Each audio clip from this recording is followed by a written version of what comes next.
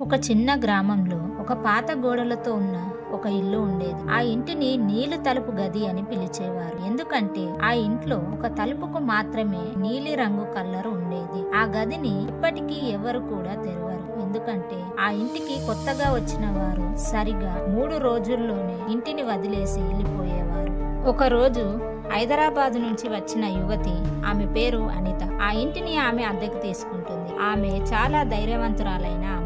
ఆమె ఎవరి మాటల్ని నమ్మదు. కానీ ఆమె అక్కడికి వెళ్ళిన మొదటి రాత్రి ఆమెకు ఆశ్చర్యం కలిగించే సంఘటనలు మొదలయ్యాయి. మొదటి రాత్రి మధ్యరాత్రి గంట అయ్యే సమయంలో నీలి తలుపు కాస్త కదిలిన శబ్దం భయంతో నిద్రలేచి వెళ్ళింది. కానీ తలుపు మూసే ఉంది. రెండో రోజు రాత్రి గదిలో నుంచి చిన్న చిన్న నవ్వుల శబ్దాలు వినిపించాయి. ఈసారి ఆమె గది దగ్గరికి వెళ్లి తలుపు మీద చెవి పెట్టి ఒక్కసారిగా తలుపు కాస్త తడిమిందేమో. ఆమె వెనక్కి బోర్లా పడిపోయింది.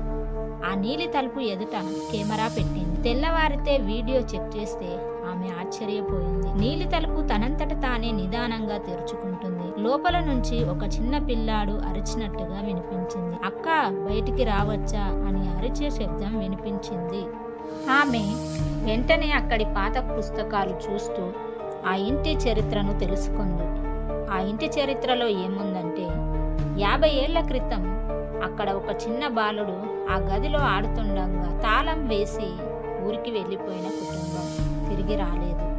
ఆ బాలుడు గదిలోనే బతికిపోయాడా లేక చనిపోయాడా అనేది తెలియదు. కానీ అప్పటి నుంచి ఆ గది మూసే ఉంది. ఓ పూజారిని తీసుకొని వచ్చింది. ఆ గదికి శాంతి చేయించింది.